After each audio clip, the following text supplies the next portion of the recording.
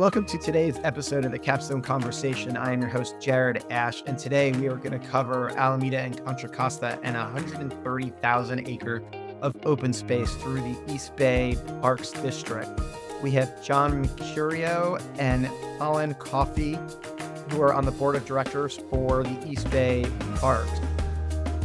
Before we start today's episode, I just want to say thank you for everybody for listening. We are 52 weeks in, more than 70 guests altogether. I really appreciate everybody who's participated. Giving me feedback on LinkedIn, telling me they've heard about it on the podcast. And I want to thank really all my listeners for being there. My wife, my mother, my sister, my mother-in-law, my sister-in-law. Okay, none of them actually listen. There's the guy in Lithuania. Thank you to him for listening. Thank you, everybody, for being part of this, whether you're listening once a month or every week. I really just appreciate you being here with me. I look forward to year 2. If you have any suggestions for other speakers, ideas, conversations, please give me a shout, hit me on LinkedIn, or email me. I look forward to hearing from you. Thanks. Please share this podcast with a friend. Welcome, gentlemen. Thanks for joining me today. Thanks for having us. First, tell us a little bit about East Bay Parks, what they do and how they serve our community. And then tell us a little bit more about each of yourselves and your background.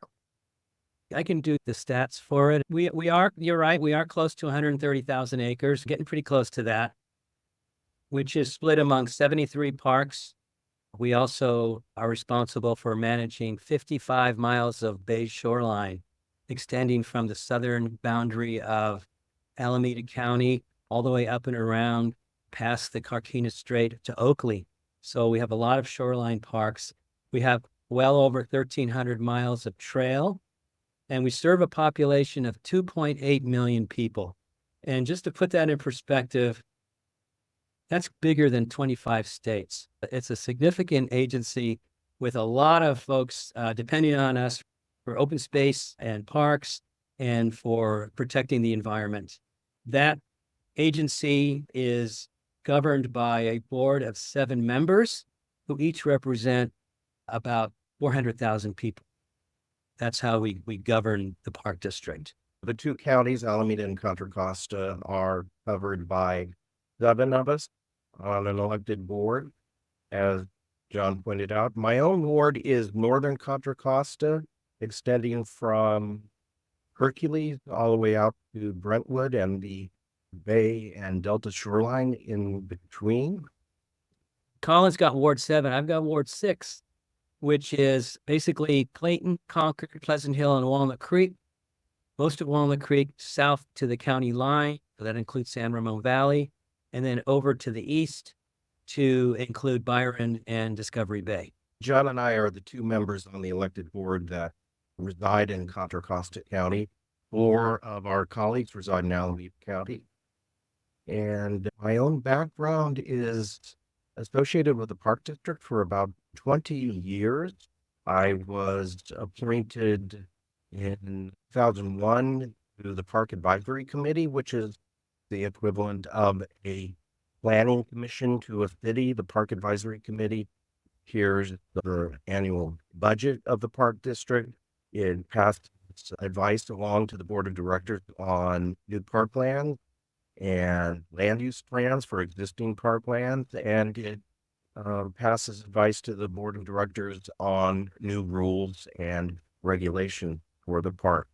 I served on it for 13 years. John served on it for quite a number of years. I served on it for 17 years. So we're both graduates of the District Park Advisory Committee. My wife and I have been at-large docents for the Park District for about 15 years. About 8 years ago, I was elevated by appointment to the board of directors when my predecessor, Diane Burgess, was elected to the Contra Costa Board of Supervisors. My background, as Colin mentioned, is a lot of years on the Park Advisory Committee, but also many years as a trails and parks and open space advocate and a Parks Recreation and Open Space Commissioner in Concord, as well as a planning commission here in Concord, and about 35 years of work advocating for trails and also being involved in volunteer work, building and maintaining trails. I have been interested in this for a really long time. The prior board member that represents my ward, Beverly Lane, was on the board for 28 years, an extremely distinguished service to the people and to the district. She retired, and I decided to run for that seat and was elected in 2022. So I'm one of the new folks on the board. We're both retired pretty much from our pre-existing day jobs. And at this point, we're both pretty much full-time park guys. It's a lot of fun, though. It's a lot of work, a lot of fun. That it is. That's great. The first big question here is, what is the difference between a state park, the East Bay parks, and our city parks? Most people don't necessarily know. They think a park is a park. In my experience, we were talking earlier, I have a background, for those of you on the YouTube, that you could see I have Mount Diablo. That is a state park. Definitely needs a lot of work and is underfunded. Can you guys talk a little bit about what the differences are? Yeah, I'll start off with that, and then I think Colin probably has some points that he'd like to make. But I guess the first thing you can say is the park district is locally controlled. We have our revenue comes from the Alameda and Contra Costa County. We get 90% of our revenue from property tax. So we're in control of our own destiny when it comes to funding. Whereas a state park, they have to rely on the governor's budget and the state legislature and the problems that the state of California has from time to time, where it's a kind of a boom and bust type thing. I think a lot of folks watching this podcast already know that. That creates some issues for them. A system that is much larger than ours and has different governing than we do. But then you've got all the cities around the county that in the two counties that also have parks. And the parks are just one thing that they do. For us, it's all we do. We're a special district dedicated to running this park and open space system. And so we're able to focus just on a relatively narrow focus, and to me, a benefit. There's also open space out there that is operated by the water district. So Contra Costa Water District, East Bay Mud, and San Francisco Public Utilities all have open space within the boundaries of the two counties. And some of our trails go through that land, and people a lot of times don't even know they're doing that. But those are other agencies that are also providing open space to folks. That question quite a bit too, Jared, because people aren't quite sure what the East Bay parks are in terms of who's operating them. I will get questions as to whether Tillman Park is a state park, is it a county park, are we the city? That consistently comes up in questioning that we get when we're doing tabling and we're out and about. And it gets to what is the real unique status or the East Bay Regional Park System, unique to the two counties, Contra Costa and Alameda. In fact, it's unique to the state of California and truly unique to most country. And that is in the hierarchy that John described. You ordinarily in a region have perhaps federal and federally operated parklands and open space. You have a state park, and then you have county parks in that hierarchy and municipal parks. So Alameda and Contra Costa don't have county parks in terms of their traditional county park system. Every other county in the state of California has a county park department that operates the larger regional parks and trail system. In Contra Costa and Alameda, there are two counties combined and operate one park system under the rubric of the East Bay Regional Park District. And the uniqueness, and it really is attributed to me as the genius of the founders of the park district back in the early 1930s, Major Tilden, Aurelia Reinhardt, and community activists that wanted to preserve the Berkeley, Oakland, Richmond Hills. They didn't want to just operate these open spaces as city parks or county parks, state county parks, or often subject to the benefits and detriments of county revenues or state revenues and the ups and downs. The folks who founded the park district decided that they would go to Sacramento, get a independent park agency created for Contra Costa and Alameda counties with its own elected board and its own tax base, unique again to the East Bay and California. In fact, the country is you have this large regional park system with its own tax base and its own elected board with a focus just on parks and trails in the East Bay. And we've truly benefited and to this day enjoy the fruit of that decision by the founders back in the 30s to create this large regional agency. And just to clarify, Colin wasn't calling himself the genius. He was calling the founders of the park system the geniuses. The genius of the organization that they created back in the 30s. I love history, and we're actually celebrating our 90th anniversary this year. We've had a number of events across the park district. The district there was an election in 1934, and if you know anything about history, 1934 was a pretty terrible year for America in terms of economics. There were a lot of people out of work, and that was probably right around the time of the bottom of the Great Depression. Some movers and shakers in the East Bay were concerned that land that was being made available for development by the water district up in the Berkeley, Oakland Hills could be developed. And they thought that would be a major detriment. They got this put on the ballot, and I think it was 71% rate to create this park district. And so we're really proud of that history. And then it's only grown from the early parks were Tilden, Sibley, Redwood, and Temescal. That's where it started, and it's just gone out from there. I just wanted to mention, while we're talking about the 90th year, we had a giant party in May at Lake Chabot with over 6,000 people attended.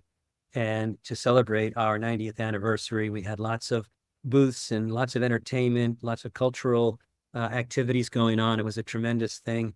That was the main event. We're going to continue to have events. We had a great event at Thurgood Marshall Regional Park, home of the Port Chicago 50 for Martin Luther King Day. And we also have the calendar that we put out every year. There's this very nice scenic calendar that we do. This year, it was a history calendar. And so many great photos from our archive showing the past activities in the parks. Cool. We're going to talk about hidden gems in the parks coming up. But before we do that, I want to follow along with this. You have 2 different counties, and you talked about the board. There's 2 of 7 of you in Contra Costa and 5 in Alameda County, but they only have 400,000 people more according to the most recent census. How is that evenly divided? So some of the directors who live in Alameda County actually have part of Contra Costa in their wards. So, going from Oakland over to Rossmore is a ward, and going from Oakland, Berkeley up into Richmond is another ward. 2 of the wards have 2 counties. Okay.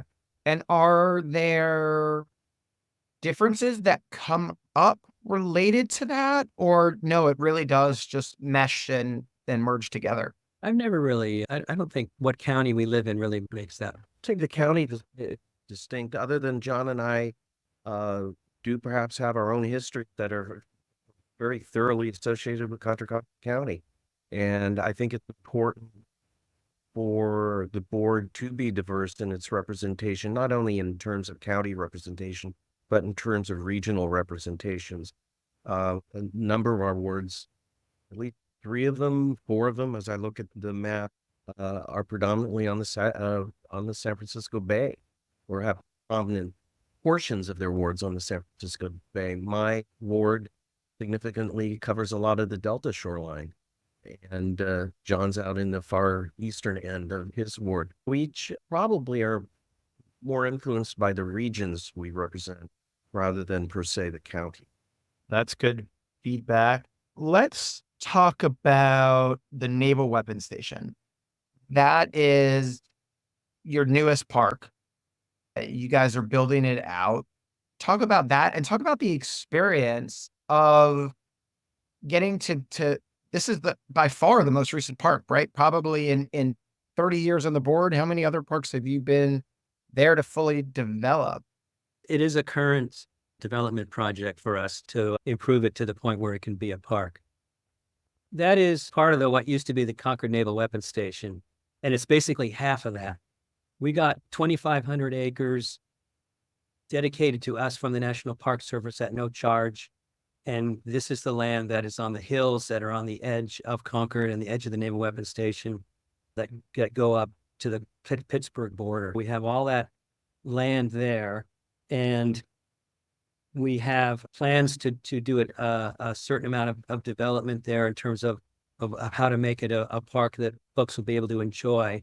Part of it will be a new visitor center, which is going to utilize a repurposed industrial building, old Naval Weapons Station, and it's going to be jointly staffed with the National Park Service to help us primarily tell the story of the 1944 Port Chicago explosion, the disaster, the largest World War II home front disaster, where 320 workers at the base there on the shoreline loading ships died. And most of those were African Americans. And there's a story there that needs to be told. Those sailors, when it came time to go back to work, many of them did not want to go back to work because there were no changes made to the safety. They were forced to work too quickly, and there were not the proper safety protocols being followed. And so they refused to go back to work, and they were charged with mutiny. Story will be told in the visitor center, because to go to the location of that explosion currently requires security clearances because it's an active military port. They still load ships there from the railroad to the ships. There's a lot of security there. So we'll be able to commemorate that and explain it on the land side and have National Park Service folks there to help us with that. I think that more than likely that visitor center will also be telling the story of the Native Americans in the area, as well as the ranching history. It's going to be a great resource. There'll be programs run out of there, and it will be located very close to the new development on the other 2,500 acres that the city of Concord is responsible for, convening to the North Concord BART station. We're really excited about that. $3 million has been secured so far to begin the work of designing that facility, to design how we can repurpose this building. That came from the good work of Congressman Mark DeSaulnier, secure that money for us, and it enables us to get going and get started on that. Now, there's a whole nother part of the park on the other side of Bailey Road. If you think about how the Naval Weapons Station is laid out along the base of the ridge, there's a road called Bailey Road that goes from Concord to Pittsburgh. If you're going toward Pittsburgh on the right side, there's almost 1,000 acres of parkland there, and we're going to open up that first within the next 2 or 3 years. And we actually have a contract going right now to design the improvements that are going to be made there. There's going to be easy grade hiking trails. There's going to be picnic areas, shade structures, restrooms, all kinds of public facilities there, staging area, and good access from Concord. And we're real proud of that. And like I said, 2 or 3 years, the Concord will get its first regional park.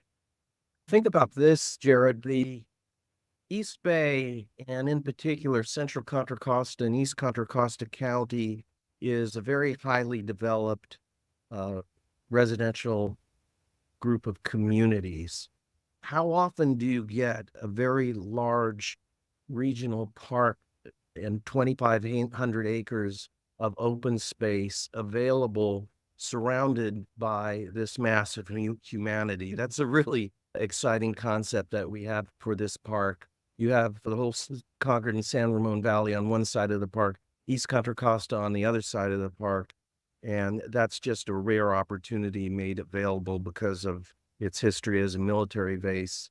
We have all this open space. It's truly an oasis of open space and wildlife habitat, just surrounded by tens of thousands of people in nearby communities who can easily reach it and who we will assure ready access to it. And that's very exciting for us at the Park District. I just had the experience of actually going onto the site. I recently did a tour with Tim Haler, is Contra Costa Transit Authority. They run Momentum Station, the autonomous test vehicle track that is on the old naval base. And we were able to see the vastness of how much is there. That's a stone's throw from where I live. So many people in Contra Costa pass that on a regular basis. I think it's overall 5,000 acres now. Half of that's going to be developed into 30,000 plus homes by the city of Concord, maybe eventually, hopefully in my lifetime.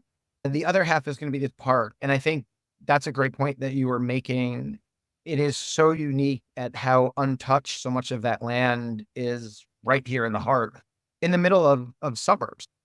Yeah, to put it in context, think of how large San Francisco's Golden Gate Park is, right? And here we are with the park surrounded by all these communities. It's twice the size of Golden Gate Park, right here, sandwiched between Concord and Pittsburgh.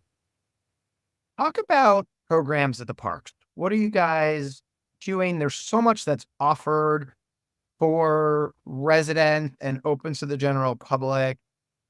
Highlight some of the great things that are happening. What should we know that's happening across multiple parks, junior ranger programs, passport, anything, parties, pools, marathons that cut through there, trail runs, right?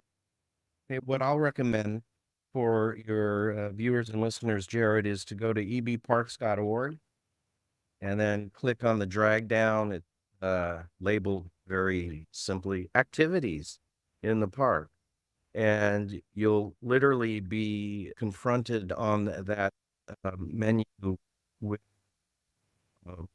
a myriad of activities throughout the park. We have 10 nature centers, visitor centers, as we call them, throughout the park system.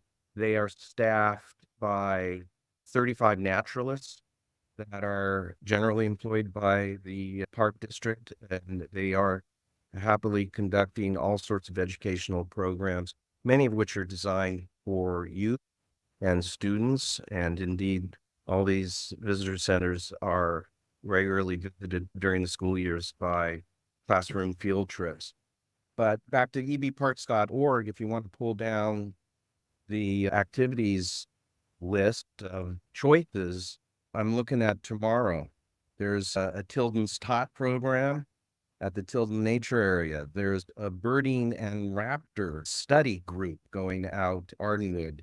There are also a program called Historic Days at Ardenwood, which is a turn of the 20th century reconstructed farm down in Fremont. There's a hike and story time at Alvarado Park in Wildcat, and a number of swimming programs at numerous lakes. There are 3,800 picnic tables placed throughout the two counties in our park system for people to just grab a picnic basket and go out and enjoy nature. It's always easy to find things to do, and they're either on your own activities or activities led by very knowledgeable and well-trained park naturalists. And there's also the publication that gets mailed out, and it's included in many local newspapers, called Regional in Nature, which comes out every 2 months. And that has a, Colin just indicated, sample. It can show you the variety of activities you can do. You can go canoeing, you can go kayaking. We actually have a couple of islands in our collection of parks, and you're not allowed to go there unless you go with a guide, so you can go on a trip and explore those in a canoe or a kayak. We also have programs to take you into parks that are in what we call land bank status. I'm thinking of Vasco Caves, some of the parks out on the extreme eastern Contra Costa County, where they're sensitive cultural resources and natural resources. And so they're not open to the public without a guide. You can go on those trips, go where hardly anybody normally visits, and those are also great experiences too. It just really shows how vast, right, the system is that you're talking about when you're talking about islands and the coastline and then the caves and how much you guys really cover. And it goes back to what you were talking about earlier at this unique structure of this two county, nearly 130,000 acres of parks. Within these communities, we've hit on it. You've got a lot of different people, a lot of diversity, and a lot of staff, particularly in the summer as you increase summer programs. How do you hire workers? How do you engage the communities, both from a workforce standpoint and to get them to visit the park?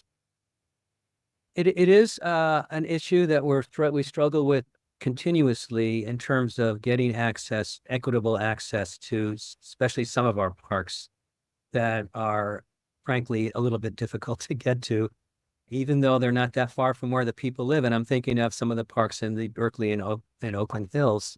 AC Transit doesn't quite run as many buses as they used to run up there. In some cases, none. And we were relying on them to do that. So I think we do have programs that get folks up there. But the thing I want to mention about access to any regional park is not all of our parks, and we've mentioned this, they're all not up in the hills and they're not all in the wilderness. They're in the city too. All those shoreline parks along the 55 miles of shoreline that we have, many of those are very close to where lots of folks live and do have transit access or do have a regional trail like the Bay Trail that serve them. And so you can walk or ride a bike there and visit those parks. And they're really not that far from where lots of folks live. We're also always reaching out to communities throughout the two counties to make sure our workforce, as much as it possibly can, reflect the communities we serve. We've been spending significant resources in recent years to conduct regional and community recruitment activities and go to job fairs throughout the two communities. And we also reach out to existing nonprofit community groups and youth employment groups that are able to refer youth and, in fact, organize youth to undertake activities on behalf of the park district, most notably small trails crews and fire mitigation crews that we disperse throughout the two county park system to create fire breaks and thin out brush and dead trees wherever we can.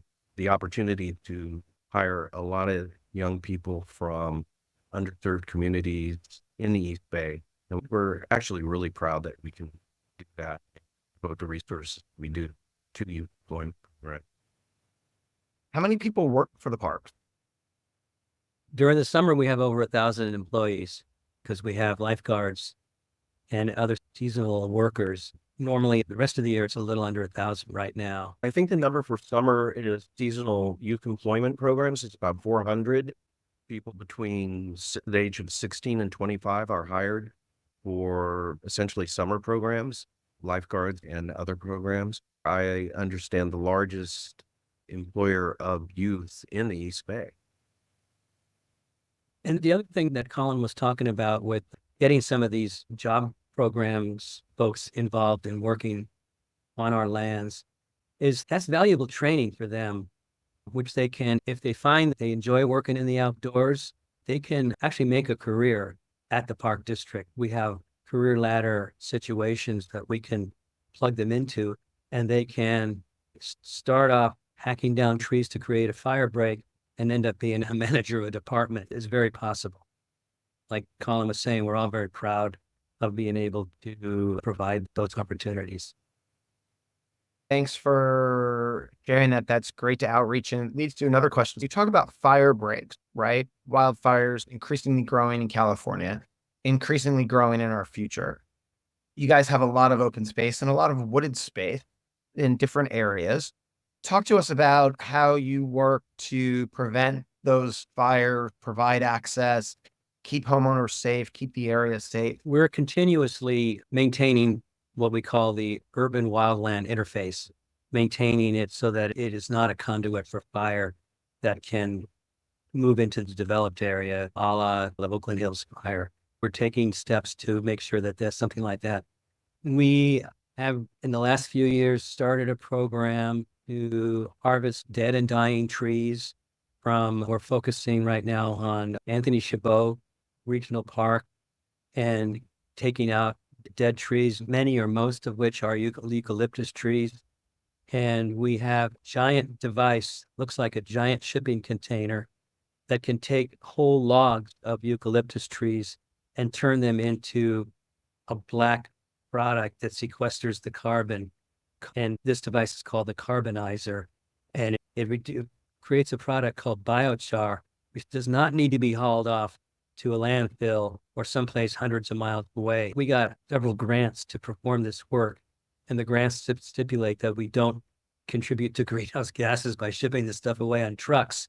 We need to use it in our parks, and we're doing that in a number of different ways, including for agricultural applications in some places like down at Ardenwood Farm, Fremont, and maybe in some grazing areas and things like that. We're still working on what we can do with that, but that is a very innovative method that's cutting edge. And to set an example for other agencies that you don't have to cut down your trees and burn them in giant piles of dead growth.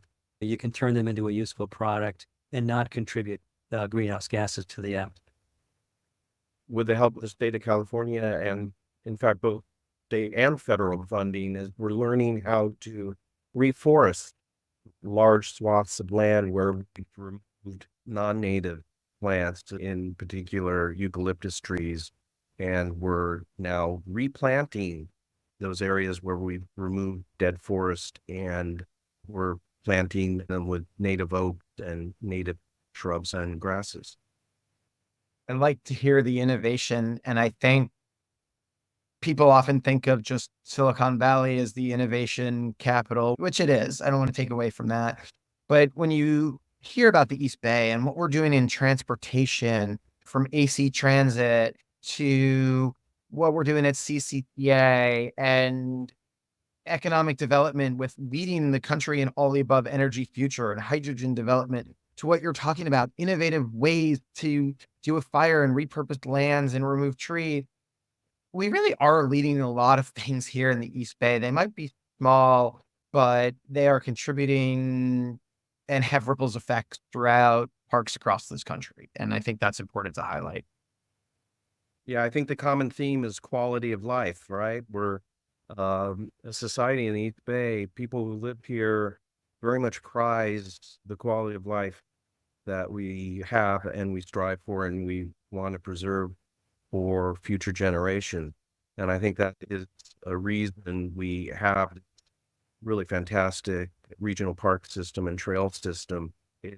Not just because, as I described earlier, the genius of the founders that created one large regional government to oversee parks and trails in the East Bay, but it's also because of the steadfast support the East Bay Park District has received from its residents in the form of voter-approved tax revenue. We, in 2008, had a measure passed by better than 70% of the vote to approve the issuance of general obligations bonds over a 20-year period that would generate about $500 million that the Park District has been able to use to acquire new lands and to build new infrastructure within these new parkland, new trails, new bridges, new bike facilities, and other educationally related facilities out in the newer parks.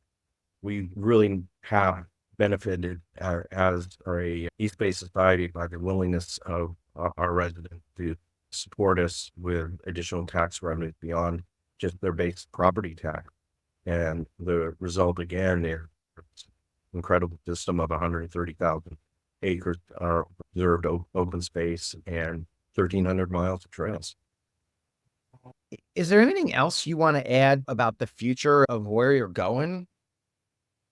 What we've touched on in terms of 2024, and it's important to the Park District and the residents of the East Bay. One, we're celebrating our 90th anniversary, but we're also embarking on a major effort toward planning for what we call the second century of the Park District. We have launched at the board level and now our Park Advisory Committee level exercises toward determining what will be the priorities for this park district for the next 10 years and then looking on into the next century. Our existing master plan has reached its shelf life, and we need to embark on this effort to create a new master plan for the future so that we can have a vision and implement that of what we want this park and trail system to look like 10 years from now and indeed 20 years from now. So both of us could probably talk about the vision for that, but it's an important facet of what we're doing this year. And that's a process that's going to go on for probably another year or two, I would think, based on what's happened in the past. But Yeah. the thing that I think that both of us would want to make sure that folks understand is that it's not going to be a top-down plan. It's going to be bottom up. So we're going to be going out into the community starting later this year, I believe, and asking for direct input from the users and the local folks. What do they want to see us doing?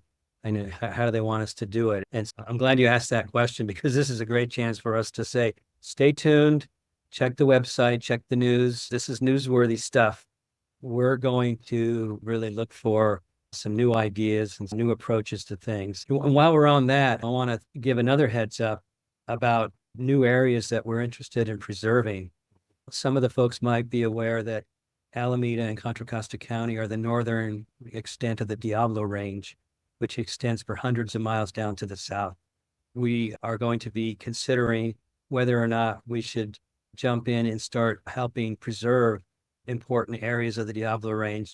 In other words, going south from Mount Diablo over Altamont Pass and down past Livermore and preserving some very important habitat and some very important wildlife corridors. We have some important partners that we work with. In this particular case, Save Mount Diablo, the Land Trust Save Mount Diablo, is also interested in this. And so we're looking forward to partnering with them on achieving preservation work down in that area too.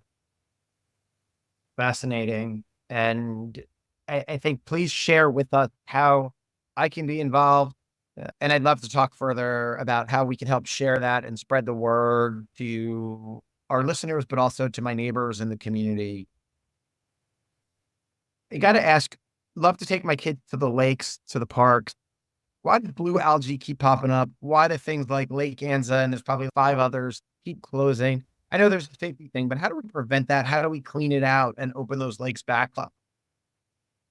Yeah, there's a scientific answer. It doesn't help you very much, but it's an overabundance of nitrogen and phosphorus.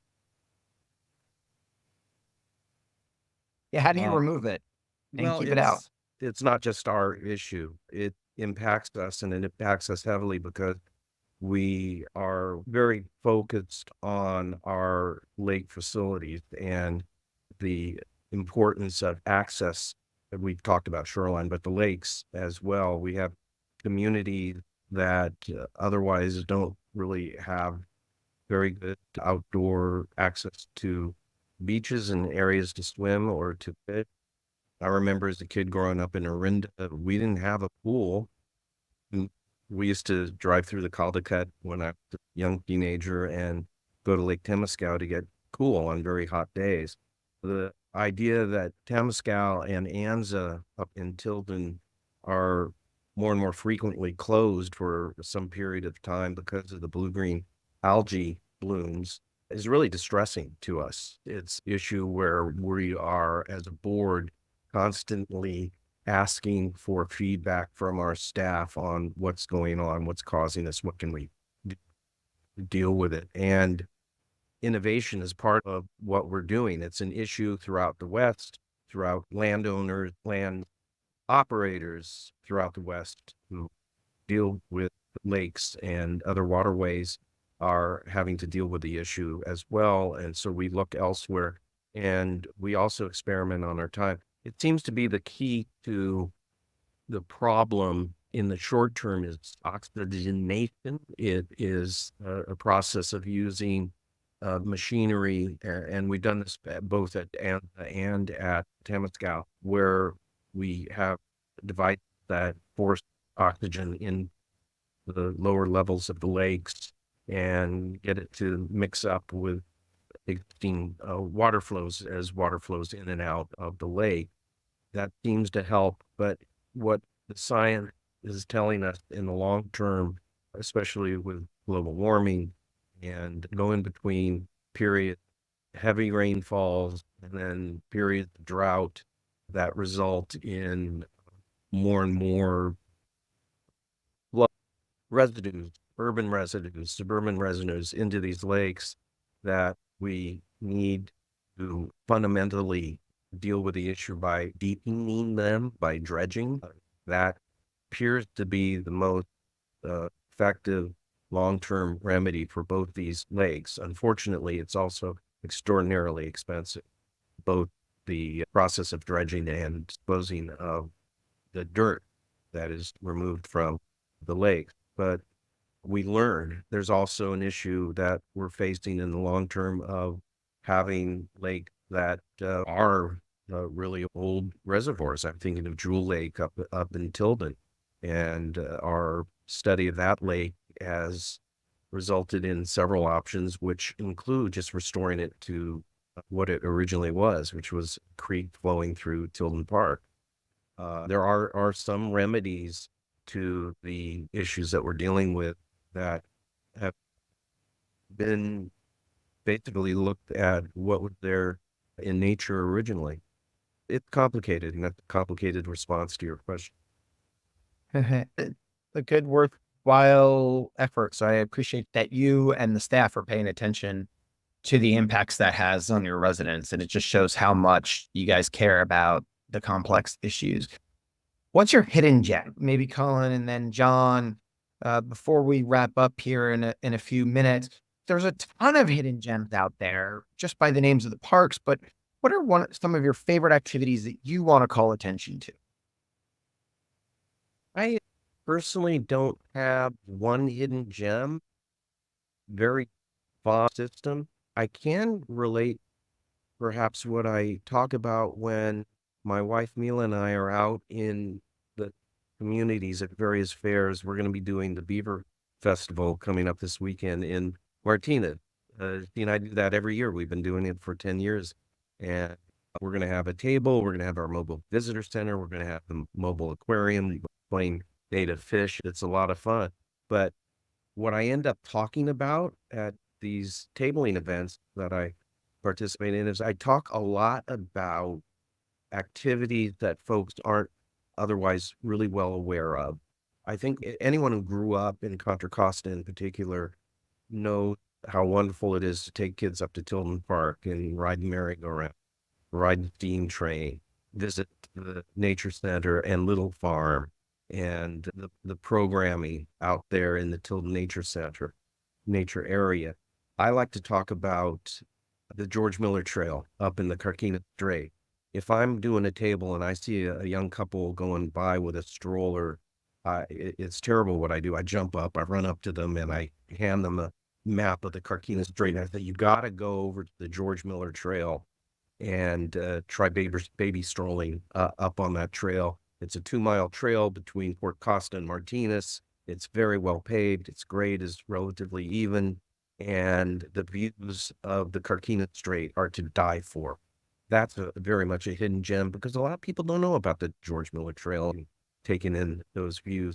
I also stress to couples with kids, or actually just grown-ups generally, we have this magnificent facility out at Black Diamond Mine. It's called the Hazel Atlas Mine. It was a sand mine that closed in the 1940s. We weren't able to restore coal mines. They're toxic. We were able to restore a sand mine, and we have tours basically every weekend of the Hazel Atlas Mine. It's a wonderful experience. When I see the kids walking by a table, I come up to the kids and I say, hey, have you ever been in a hollow mountain? And the kids say, what? Really? But it is the hollow mountain. It was sandstone that was hollowed out of that mountain to be shipped down to Oakland for a glassmaking company. And it's a wonderful experience, not all that well known. Also at Black Diamond, we have the coal mine experience where, because we cannot open coal mine and give folks that historic experience. We recreated with the help of very high-tech exhibit designers. We recreated a coal mine out of a sand mine. It's called the Coal Mine Experience. It's, again, under activity, both at ebparks.org and in our regional and nature publication. Look for the Coal Mine Experience, again, mostly on weekends. It's a great tour for adults and family. Those are mine. The one that comes to mind for me is interesting because I know you're familiar with this area, Jared. A lot of people know about Castle Rock Park, way out at the end of Oak Grove Road, Castle Rock Road, and Walnut Creek.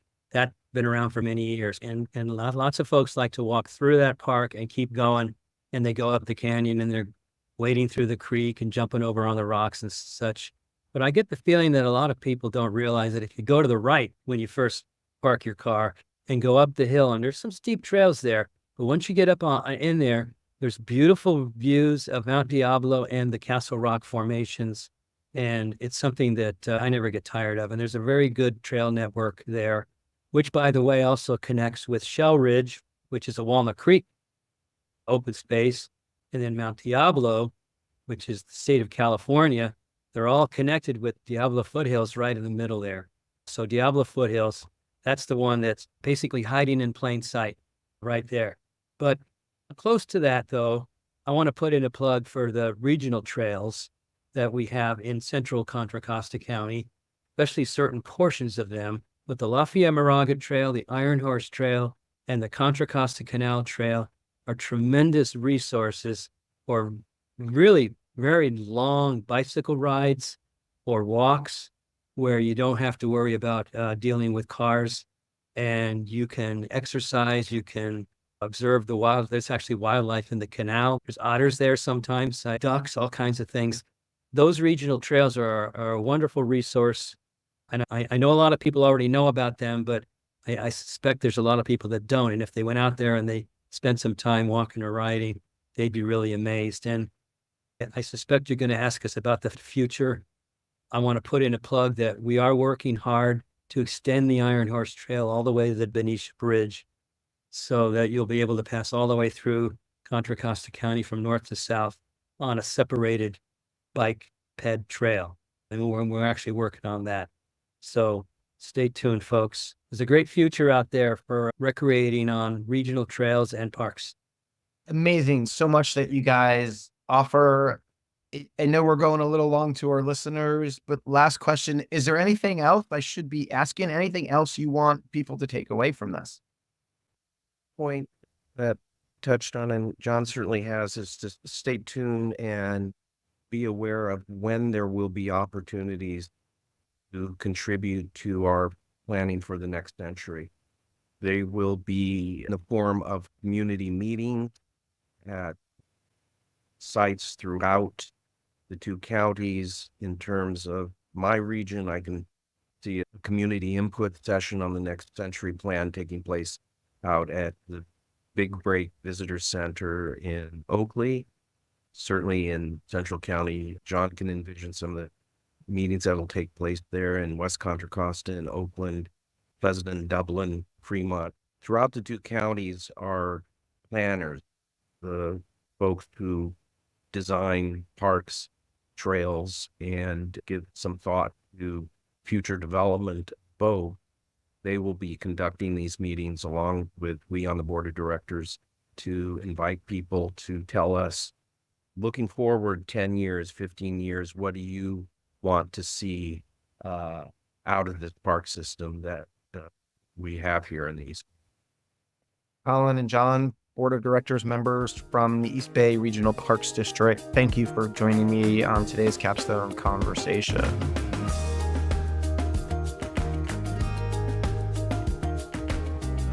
Wait, don't leave yet. Hit subscribe. Make sure you get the weekly updates. We have a new episode every Wednesday for stuff happening in the East Bay.